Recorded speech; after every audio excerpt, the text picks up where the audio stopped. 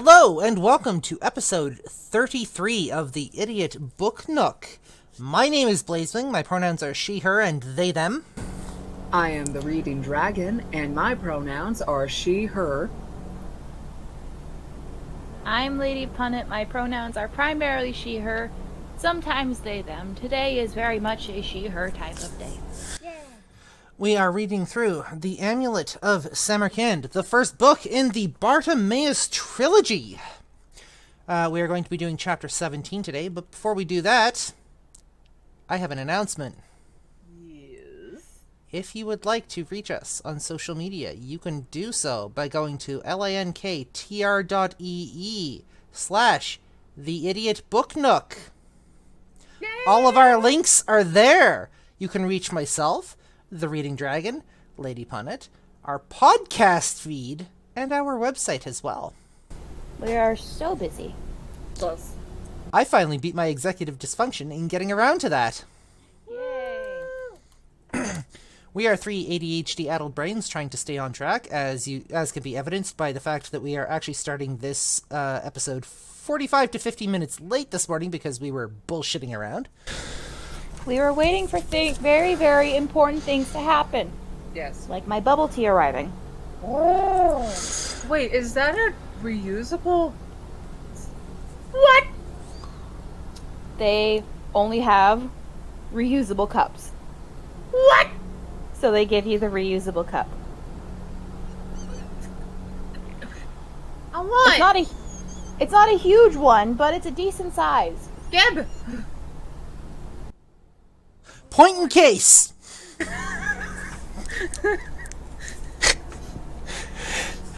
Also, And look also at the there was size of the cookie they sent.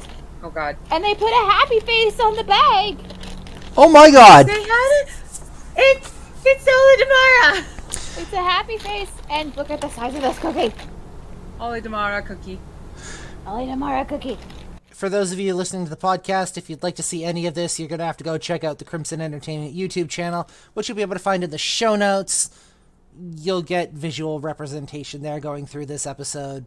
Best I got for you. That being said, we are on chapter 17 today. 18. No, 17. 17. Trying to confuse me. Chapter 18 comes later this morning. Are we still on Bartimaeus? Yeah. I believe so. Excellent.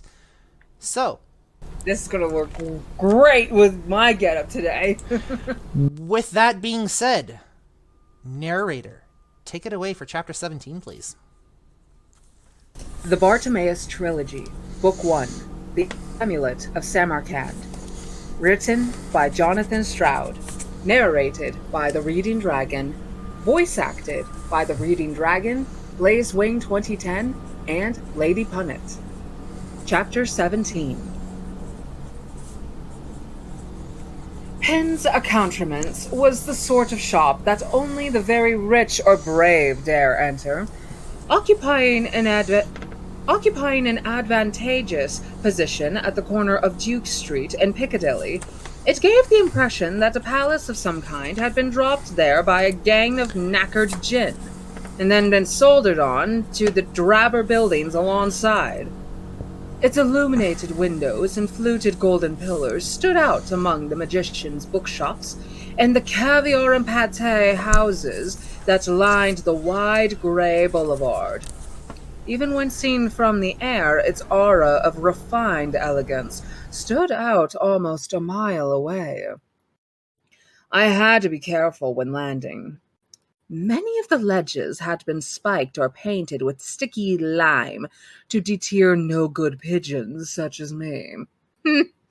But I finally settled on the top of a road sign with a good view of pins and proceeded to case the point. Each window was a monument of the pretension and vulgarity to which all magicians secretly aspired. Jeweled staffs rotated on stands. Giant magnifying glasses were trained on sparkling arrays of rings and bracelets. Automated mannequins jerked back and forth, wearing swanky Italian suits with diamond pins in the lapels. On the pavement outside, ordinary magicians trudged along in their shabby work attire, gazed longingly at the displays, and went away, dreaming of wealth and fame. There were very few non-magicians to be seen. It wasn't a commoner's part of town. Through one of the windows, I could see a high counter of polished wood at which sat an immensely fat man, dressed all in white. Perched precariously on a stool, he was busy issuing orders to a pile of boxes that wobbled and teetered beside him. A final command was given. The fat man looked away, and the pile of boxes set off uncertainly across the room. A moment later, they turned, and I glimpsed a small, stumpy Folliot laboring beneath them. When he arrived at a set of shelves in one corner of the shop, I extended a particularly long tail, and with a series of deft movements, scooped the boxes one by one from the top of the pile and set them carefully on the shelf. Juliet, a cut-price gin. The fat man I took to be Sholto Pin himself, the owner of the shop. The messenger imp had said he was a magician, and I noticed that he had a gold-rimmed monocle stuffed against one eye. No doubt it was this that enabled him to observe his servant's true shape, since on the first plane the Folliot wore the semblance of a youth to prevent startling non-magical passerby. As humans went, Sholto looked to be a formidable fellow, for all his size. His movements were fluid and powerful, and his eyes were quick and piercing. Now, something told me he would be difficult to fool, so I abandoned my first plan of adopting a human disguise and trying to draw information out of him. The small Folliot looked a better bet. I waited patiently for my chance. When lunchtime came, the trickle of well-heeled customers entered Pin's swelled a little. Let me start that paragraph again. When lunchtime came, the trickle of well-heeled customers entering Pin's swelled a little. Sholto fawned and scraped. At his command, the Folliot scampered to and fro about the shop, gathering boxes, capes, umbrellas, or any other item that was required. A few sales were made, then the lunch hour drew to a close, and the customers departed. Now, Sholto's thoughts turned to his belly. He gave the Folliot a few instructions, put on a thick black overcoat, and left his shop. I watched him hail a cab and be driven off into the traffic. This was good.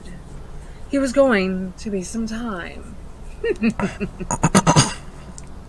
And behind him, the Folliot had put up a closed sign on the door and had retired to the stool beside the counter, where, in mimicry of Sholto, he puffed himself out importantly. Now was my chance. I changed my guise. Gone was the pigeon. Instead, a humble messenger imp, modeled on the one I'd beaten up at Hampstead, came a-knocking on Pin's door. The Folliot looked up in surprise, gave me a glare, and signaled for me to be gone. I knocked again, only louder. With a cry of exasperation, the Folliot hopped off the stool, trotted across the door, and opened it a crack. The shop bell tinkled. We're closed. Message here for Mr. Sholto. He's out. Come back later. I can't wait, Governor. Urgent. When's he due back? In an hour or so. Master's gone for lunch. Where's he gone? He did not furnish me with that information. This Foliot had a haughty, superior sort of manner. He evidently considered himself too good to talk to imps such as me. Don't matter. I'll wait. And with a wriggle and a slide, I rounded the door, ducked under his arm, and entered the shop. Cool, this is posh, isn't it? The Foliot hurried after me in a panic. Get out! Get out! Mr. Pin has given me strict instructions not to allow anyone, and I don't know why I'm Don't doing get so steamed up, mate. Muffin. The Foliot positioned himself between me and the nearest rack of silver pocket watches. I should think not. With one stamp on my foot, I can call up a hola to devour any thief or intruder. Now please leave. All right. My shoulders slumped as I turned for the door. You're too powerful for me, and too highly favored. Because not everyone gets to run a posh place like this. You're right there. The Foliot was prickly, but also vain and weak. Bet you don't get any baitings, or the red-hot staples either. I certainly do not. I'm a model of efficiency, and the master is very gracious to me. I knew then what sort I was dealing with. He was a collaborator of the worst kind. I wanted to bite him. However, it did give me an angle to work on. Most of us. Oh, there's the sorry. thing. Go ahead. Most of us enact our duties only under sufferance. Simply because we are hurt if we do not cooperate. But a few, typically ones in cushy jobs like Sholto's servant, grow to enjoy their servile status and no longer resent their situation. Often they do not even have to be summoned, but are happy to engage in prolonged work for their masters, heedless of the pain they suffer from being continually trapped in a physical body. The rest of us generally regard them with some hatred and contempt. Core! I said. I should think he is gracious and all. Why? 'Cause he knows how lucky he is to have your help? Reckon he can't do without you. I bet you're good at lugging heavy stuff around. And you can reach high shelves with that tail of yours. Or use it to sweep the floor. The Foliot drew himself up. You cheeky fungus! The master values me for a great deal more than that. I'll have you know he refers to me, in company mark you, as his assistant. I mind the shop for him while he takes his lunch. I keep the accounts. I help research the items that are offered. I have many contacts. Hold on! The items? I gave a low whistle. You mean to say he lets you handle the merchandise? All this magic stuff, amulets and the like? Never! At this, the repellent creature actually simpered. He does indeed. Mr. Pin trusts me implicitly. I love how the term simp is in this. I forgot this was in this. I'm sorry, I'm having way too much fun with this. Fuck. Is it the footnote right now? No, give us a sec. We'll get there. Like, real powerful things, or just the bug end of the market. You know, Hands of Glory, Mueller glasses and such. Of course, powerful things. Items that are most dangerous and rare. The master is to be sure of the powers, you see, and check they aren't forgeries, and he needs my assistant for that. No! What sort of stuff then? Not anything famous? I was nicely settled in now, leaning on the wall. The traitorous slave's head was swelling so much. He had completely forgotten about turfing me out. Literally swelling, I mean. Like a lime green balloon slowly inflated by a foot pump. Some foliots, the simple sort, change size and shape to express their mood. Huh. You've probably not heard of any of them. Well, let me see. The highlight last year was Nefertiti's ankle bracelet. That was a sensation. One of Mr. Pin's agents dug it up in Egypt and brought it over by a special plane. I was allowed to clean it. Actually clean it! Think of that when next you're flying about in the rain. The Duke of Westminster snapped it up at the auction for a considerable sum. They say, Here he leaned closer, dropping his voice. that it was a present for his wife, who is distressingly plain. The ankle confers great glamour and beauty on the wearer, which was how Nefertiti won the pharaoh, of course, but then you wouldn't know anything about that. How wrong can you get? I brought that anklet to Nefertiti in the first place, and I might add that she was a stunner before she put it on.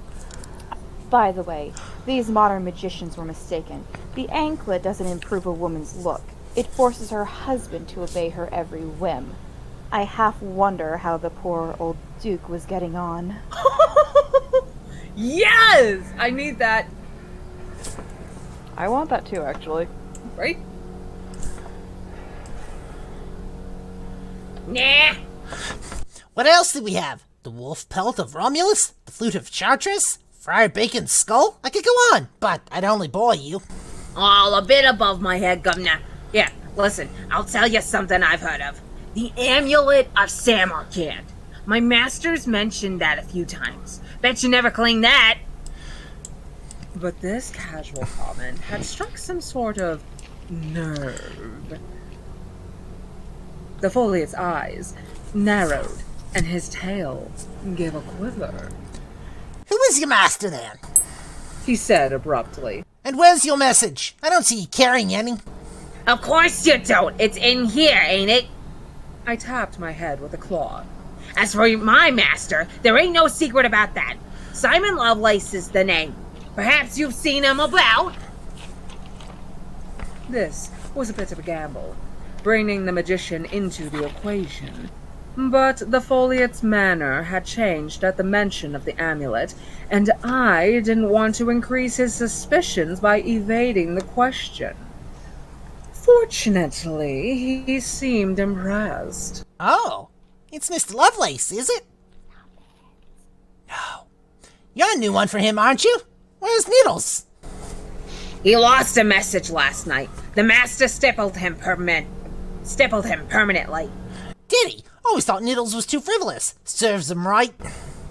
This pleasant thought seemed to relax the Foliot. A dreamy look came into his eye. Real gent. Mr. Lovelace is a perfect customer. Always dresses nice, asks for things politely. Good friend of Mr. Pin, of course. So, he was on about the amulet, was he? Of course, that's not surprising, considering what happened to it. It's a nasty business. They've still not found the murderer, 6 months on. What's up, Daffy Duck? Fuck off. I'm tired. Fuck off.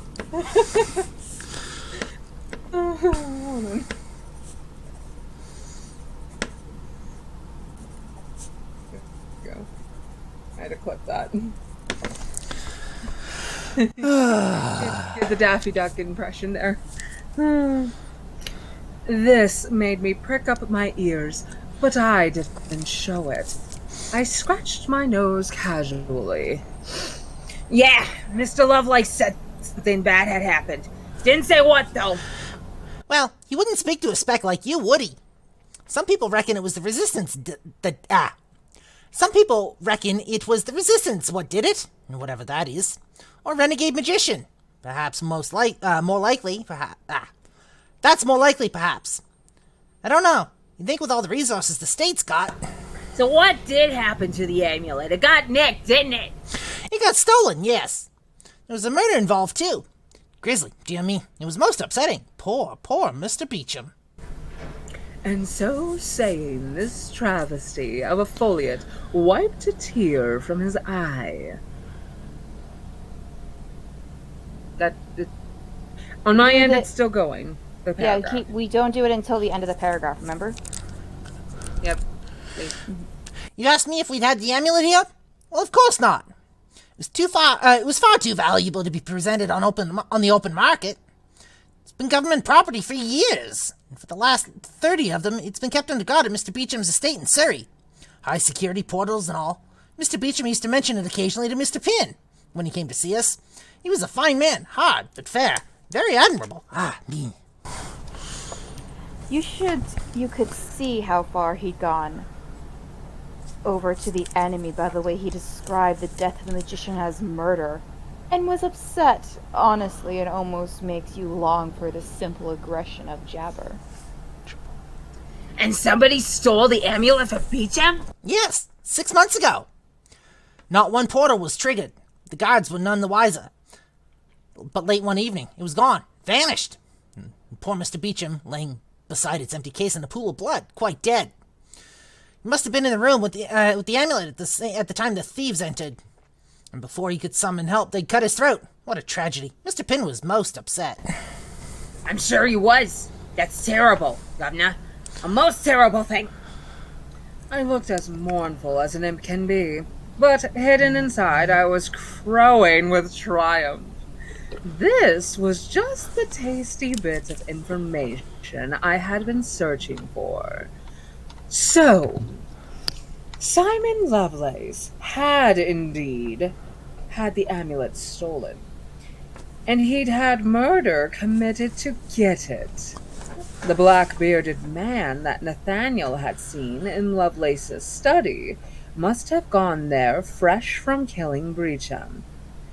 Moreover, whether he was working on his own or as part of some secret group, Lovelace had stolen the amulet from the government itself, and was thus engaged in treason.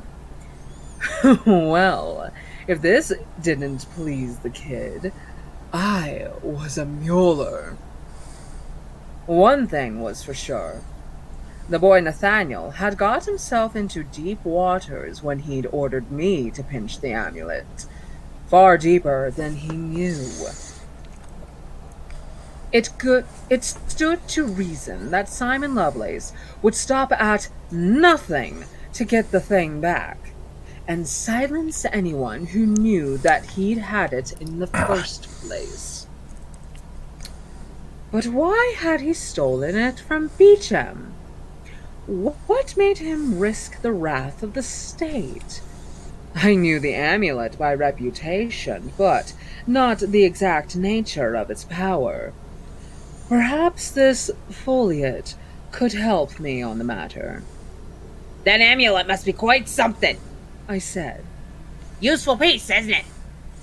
So my master informs me. It's said to contain a most powerful being, something from the deepest areas of the other place, where chaos rules. Protects the wearer against attack by... The foliate's eyes strayed behind me, and he broke off with a sudden gasp. A shadow enveloped him. A broad one that swelled as it extended out across the polished floor. The tinkling bell sounded, and the door of Pin's accoutrements opened, briefly allowing the din of Piccadilly traffic into the shop's comfortable hush. I turned around slowly.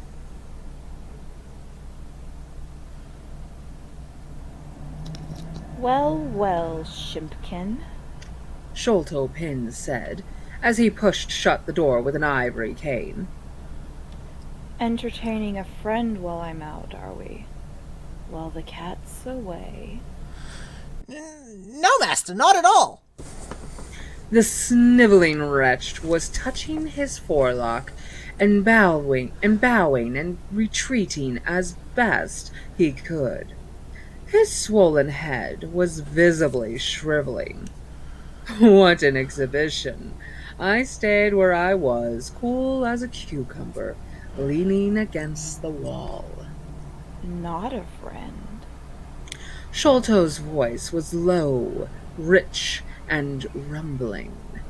It somehow made you think of sunlight shining on an age-blackened wood, of jars of beeswax, polished, and bottles of fine red port. It was a good-humored voice, seemingly always on the cusp of breaking into a throaty chuckle.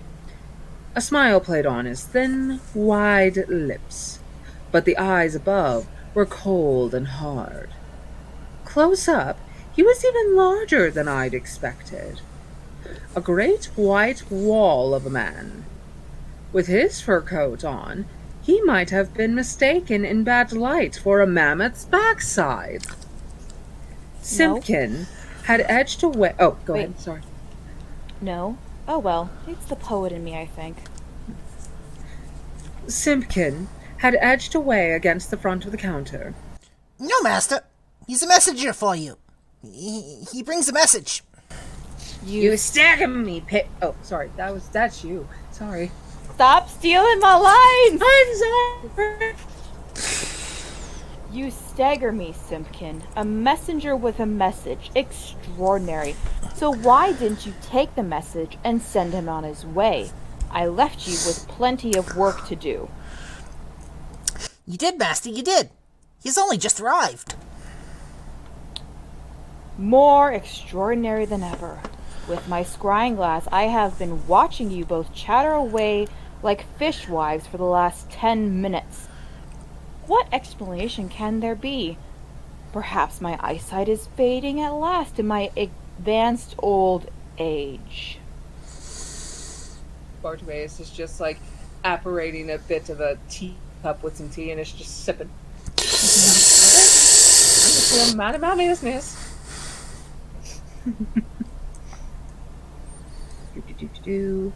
The magician drew his monocle out of a waistcoat pocket, screwed it into position over his left eye, and took a couple of steps forward, idly swinging his cane. Simpkin flinched, but made no answer. With the aid of their lenses, magicians can see clearly onto the second and third planes and barely onto the fourth. Blearily. It's like, blurry or distorted or not quite in focus. Sholto was no doubt checking me out on these. Fortunately, my inform extended to the fourth, so I was safe. Well then. The cane suddenly swung in my direction. Your message, Imp, where is it? I touched my forelock respectfully. I entrusted it to my memory, sir. My master considered it too important to be inscribed on paper. Is that so? The eye behind the monocle looked me up and down. And your master is? Simon Lovelace, sir! I gave a smart salute and stood to attention. And if you'll give me a leave, sir, I shall relay his message now, then depart. I do not wish to take up any more of your time. Quite so. Sholto Pin drew closer and fixed me keenly with both eyes. Your message. Please proceed. Simply this, sir. Dear Sholto, have you invited along to Parliament tonight? I've not. The Prime Minister seems to have forgotten me, and I feel wrapped up. Please respond with advice ASAP. All the best for now. Simon. Word for word, that is, sir. Word for word. This sounded plausible enough to me, but I didn't want to push my luck. I saluted again and set off for the door. Snubla. Poor Simon. The magician considered a moment. Before you go, what is your name, Imp? Bodman, sir. Bardman. Sholto Pin rubbed one of his chins with a thick, jeweled finger. You're doubtless keen to get back to your master, Bodman, but before you go, I have 2 questions. Reluctantly, I drew to a halt. Oh, yes, sir. What a polite imp you are, to be sure. Well, first, why would Simon not write down such a harmless note? It is hardly studious, and might well become mangled in memory of a lesser demon such as yourself. I have a very good memory, sir. Renowned for it, I am. Even so, it is out of character. No matter. My other question. And here Sholto moved a step or two closer and sort of loomed. He loomed very effectively. In my current shape, I didn't half feel small. My other question is this. Why did Simon not ask my advice in person 15 minutes ago when I met him for a prearranged lunch? Uh-oh. Time to leave! Whoopsie! That, I believe, was a miscalculation on part of Aeus's part. I made a leap for the exit, but quick as I was, Sholto Penn was quicker. He banged his cane on the floor and tilted it forward. A yellow ray of light shot from the end and collided with the door, sending out globular plasms that froze instantly against anything they touched. I somersaulted over them through a cloud of icy vapor and landed on the top of a display stand chock full of satin undergarments. The staff let out another beam. Before it hit, I was already in midair, leaping over the head of the magician and landing hard on the top of his counter, scattering papers in every direction. Then I spun and fired off a detonation. It collided directly with the magician's back, propelling him forward straight into the frozen display stand. He had a protective field around him. I could see it as pretty yellow sparkles when I flipped through the planes. But though there wasn't the hole in him I wanted, he was badly winded. He subsided gasping into a mess of icy boxer shorts. I set off for the nearest window, intending to bust my way out into the street. I had, unfortunately, forgotten Simpkin. Stepping smartly from behind a rack of cloaks, he swung a giant staff with a tag marked extra large. Shut up. We are mature adults. Please What is this continue. maturity you speak of? Are you sure about that? Oh, he swung a giant staff with a tag marked extra large directly at my head. I ducked. The staff smashed into the glass front of the counter. Simpkin drew back to repeat the blow. I leaped at him, wrested the staff from his claws, and gave him a clout that reversed the topography of his features. With a grunt, he fell back into a pile of silly hats, and I proceeded on my way. Between two mannequins, I spied a nice open stretch of window, made of clear, curved glass that refracted the incoming sunlight, gentle rainbow colors. It looked very pretty and expensive. I fired a detonation through it, sending a cloud of powdered glass shards pluming out into the streets, and dived for the hole. Too late. As the window broke, a trap was triggered. Lovely. The mannequins turned around. Oh shit. They were made of dark... not in the book. Right? It's still an oh shit moment. This is all an oh shit moment for him. I have a comment about this whole scene when we reach the end of the chapter. They were made of dark polished wood, and the kind of shop dummy that has no human features, just a slender, smooth oval where the face should be. The barest suggestion of a nose, perhaps, but no mouth, no eyes. They were modeling the latest fashionable wizard gear. His and hers black suits with slim white pinstripes and razor-sharp lapels. Lemon white shirts with high, well-starched collars, daringly colorful ties. They wore no shoes. From each trouser leg projected only a simple nub of wood. As I leaped between them, their arms shot out to bar the way. From the depths of each sleeve, a silver blade extended and clicked into place in their fingerless hands. I was going too fast to stop, but I was still holding the extra large staff. The blade swung toward me in two synchronized arcs. I raised the staff in front of my face just in time. The blade sank deep into it, almost cutting right through and jerking me into a sudden, painful halt. For a moment, I felt the cold aura of the silver against my skin. Then, I let go of the staff and flung myself back. The mannequins shook their blades. My staff fell to the floor in two halves. They bent their knees and sprang. Silver hurts us badly. It burns our essence with its scarring cold, which is why Sholto had installed it in his security system. What it did to the djinn imprisoned within the mannequins, I dread to think. I backflipped over the counter. The silver blades bit into the parquet of... Let me try that again. The silver blades bit into the parquet flooring where I had just stood. I needed to change, and fast.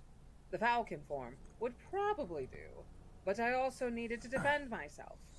Before I could make up my mind quite how, they were upon me again, whistling through the air, wind ruffling their oversized collars. I dived to one side, crashing into a pile of empty gift boxes. One mannequin landed on the countertop, the other behind it, their smooth heads turning toward me. I could feel my energy getting low. Too many changes, too many spells in too short a time. But I wasn't helpless yet. I cast an inferno on the nearest mannequin, the one creeping along the counter. A burst of blue fire erupted from its crisp white shirt front and began to spread quickly across the fabric.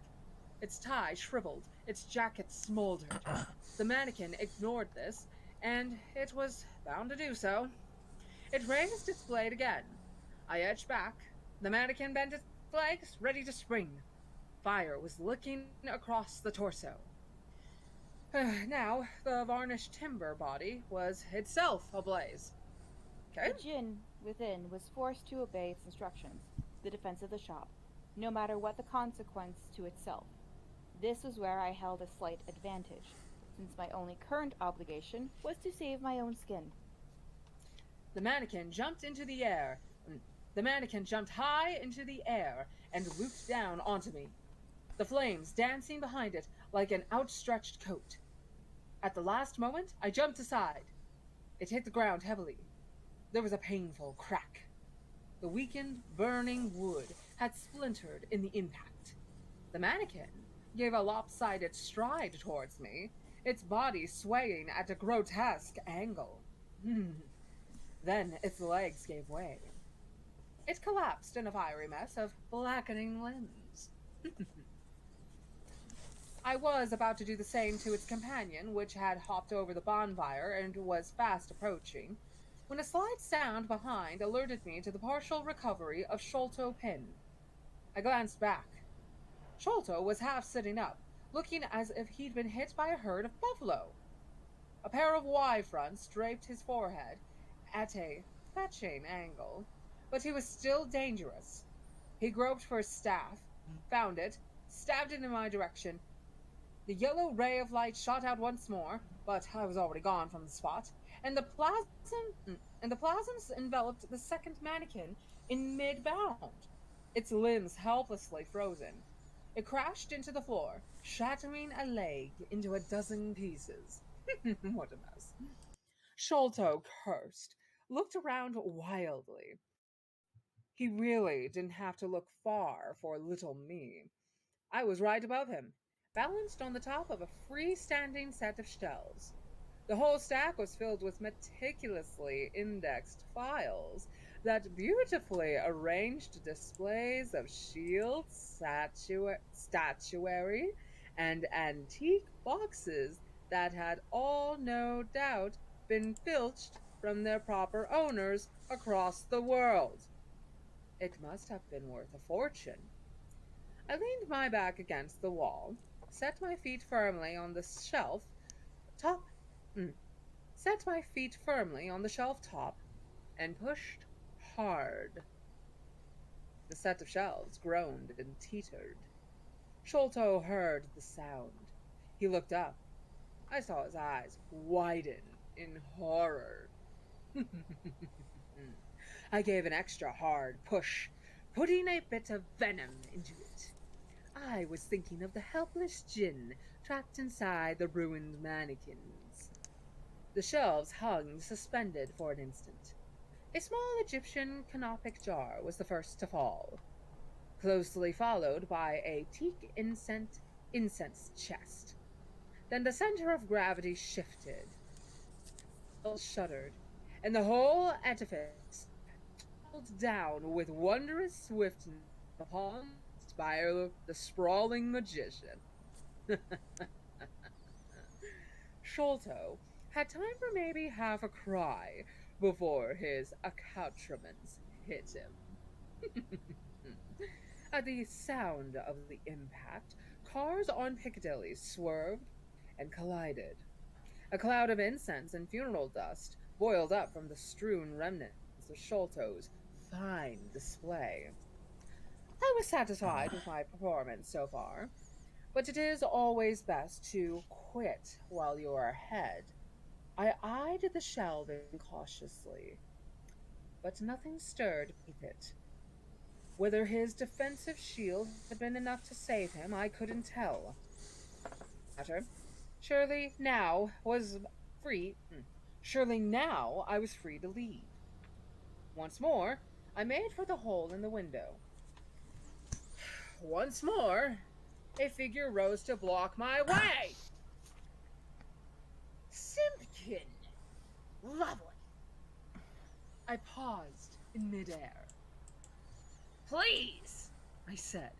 don't waste my time. I've already rearranged your face once for you. Rather like the finger of an inside-out glove. His previously protruding nose was still squished back deep into his head. He looked testy. He gave a nasal whisper. You've hurt the master! Yes, and you should be dancing with joy. I sneered. If I was in your place, I'd be going in to finish him off, not whining on the sidelines like you. You miserable turncoat. It took me weeks to set up that display! I lost patience. You got 1 second to split, traitor. It's too late, Bodman. I've sounded the alarm. The authorities have sent an off... Yeah. Summoning the last of my remaining energy, I changed into the Falcon. Simpkin didn't expect such a transformation from a humble messenger imp. He stumbled back. I shot over his head, depositing a farewell dropping on his scalp. As I did so, and burst out at last into the freedom of the air. Finally. Upon which a net of silver threads descended, dragging me down against the Piccadilly pavement. God damn it. The threads were a snare of the most resilient kind. They bound me on every plank, adhering to my struggling feathers, my kicking legs, and snapping beak. I fought back with all my strength, but the threads clung to me, heavy with earth, the element that is most alien to me, and with the agonizing touch of silver. I could not change. I could not work any magic, great or small. My essence was wounded by the barest contact with the threads. The more I flailed about, the worse it felt. After a few seconds, I gave up. I lay there, huddled under the net. A small, still feathered mound. One of my eyes peeped out under the crook of my wing. I looked beyond the deadly lattice of threads to the gray pavement, still wet after the last rain and thinly covered with a sprinkling of glass shards. And somewhere or other, I could hear Simpkin laughing, long and shrill. Then the paving slabs grew dark under a descending shadow. 2 great cloven hooves landed with a soft clink upon the slabs. The concrete bubbled and popped where each hoof touched. A vapor rose around the net, heavy with the noxious fumes of garlic and rosemary. My mind was poisoned. My head swam. My muscles sagged.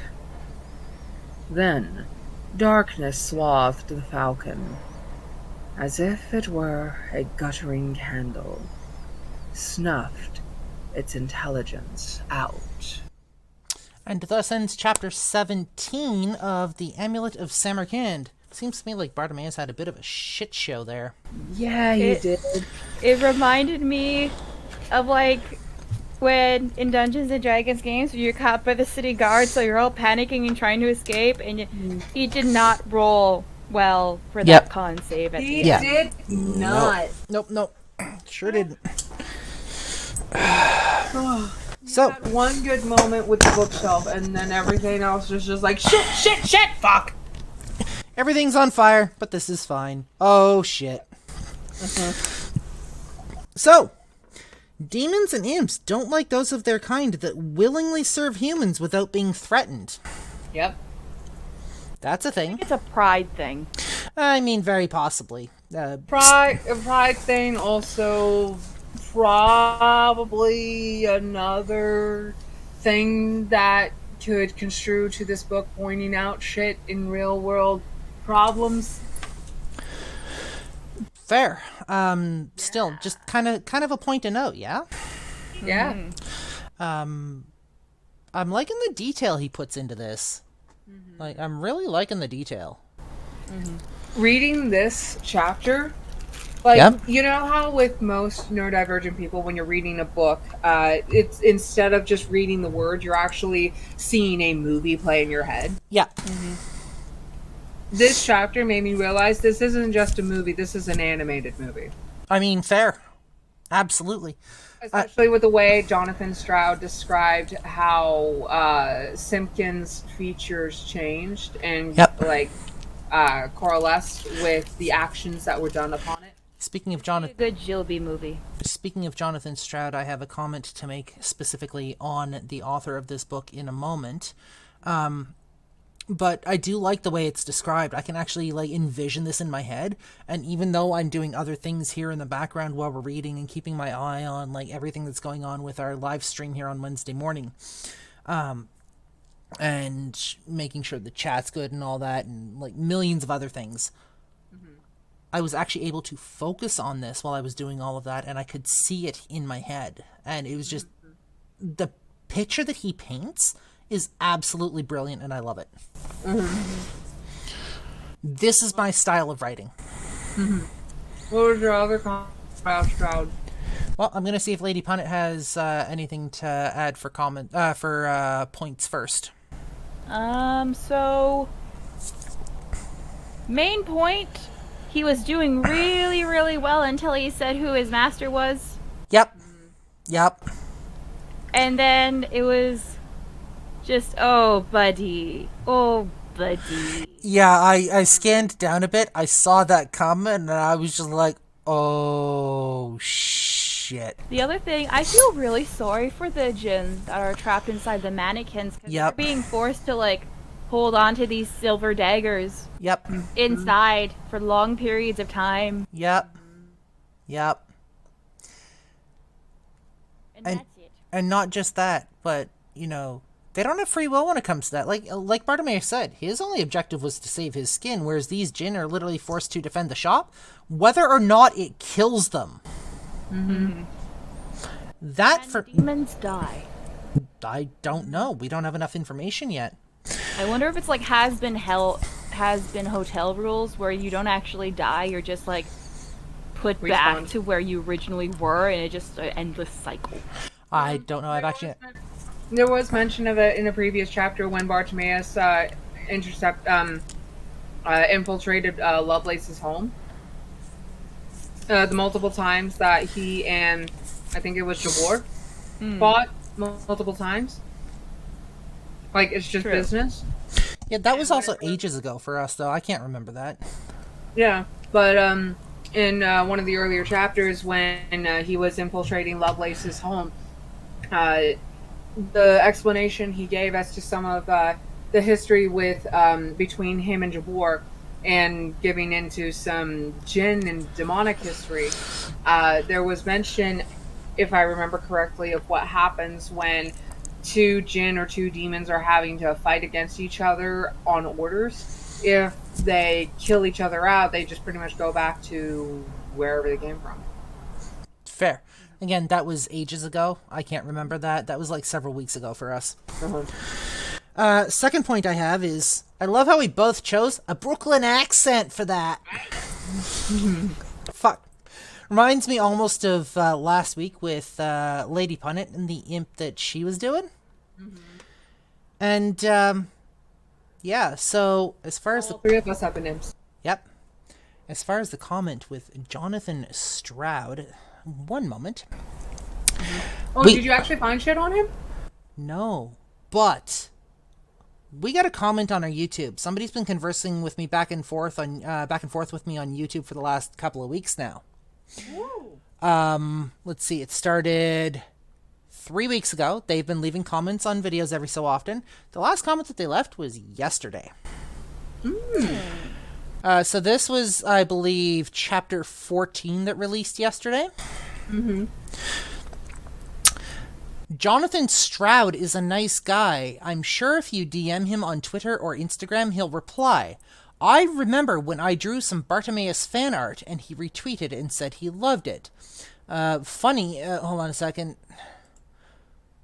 Funny that you said Nathaniel will be Slytherin if he were in Hogwarts, because of the small Tumblr fandom for the series also agrees.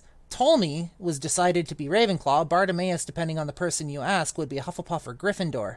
I don't know if done on purpose, but sometimes the person reading Nathaniel's line starts a few seconds too early or cuts off the other person reading.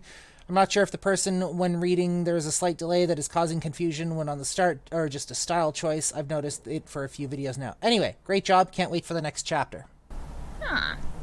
First off, P.S. The trilogy can be summed up as, Nathaniel, don't do the thing! Nathaniel does the thing anyways.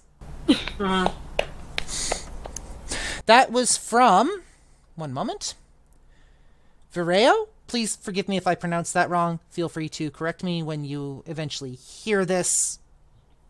But yeah, apparently if we contact Jonathan Stroud on Twitter or Instagram, he's known for replying, so that might be something we want to look into and let him know that, hey, we're going through your book. I'm looking him up now. Because, hi! Yes! Stroud! Send him a link to our first episode. I might actually just start tagging him in all the episodes as they come out. Do it. Oh, yeah.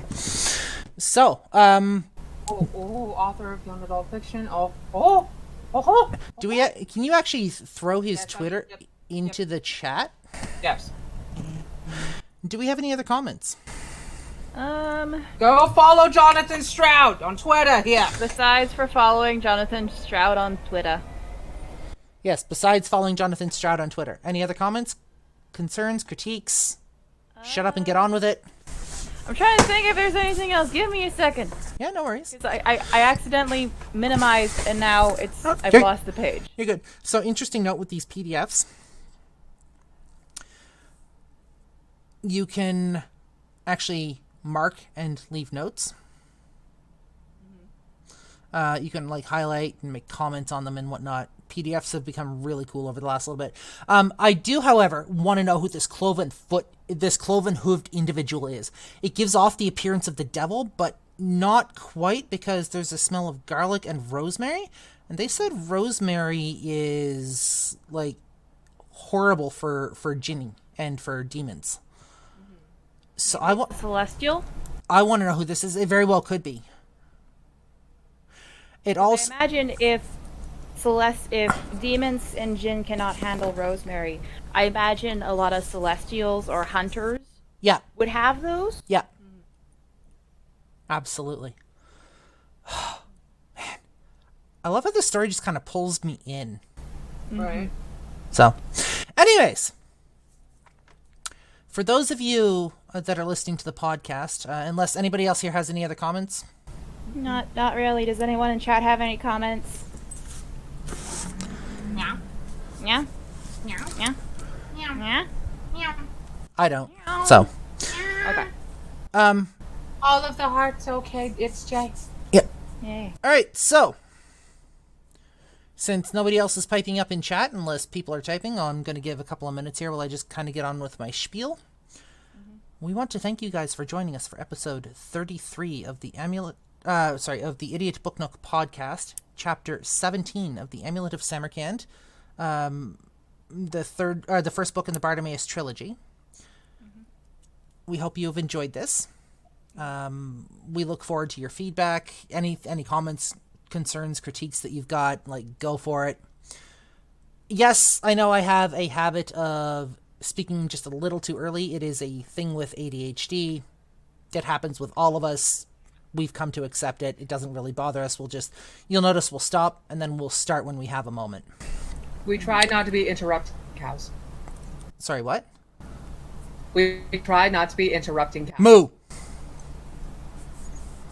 Moo! With that being said, we hope to see you guys for episode 34, if you're listening to the podcast, which will be coming up here shortly. If you are watching live on the Twitch stream, we're going to be taking a break, 15-minute break here. But before we go to break, if you would like to follow us on social media, you are more than welcome to do so at our brand new Linktree link, linktr.ee/idiotbooknook. You can get to all of our socials. You can get to Lady Punnet's links. You can get to the Reading Dragons links. You can get to my links. You can find all of our podcast streams on there on all of the sites that we are hosted on, which will be continually updated every time we're added to a new platform. And you can find our website. Don't forget to check out Anchor if you would like to leave us a voice message or you would like to find our primary podcast uploading feed.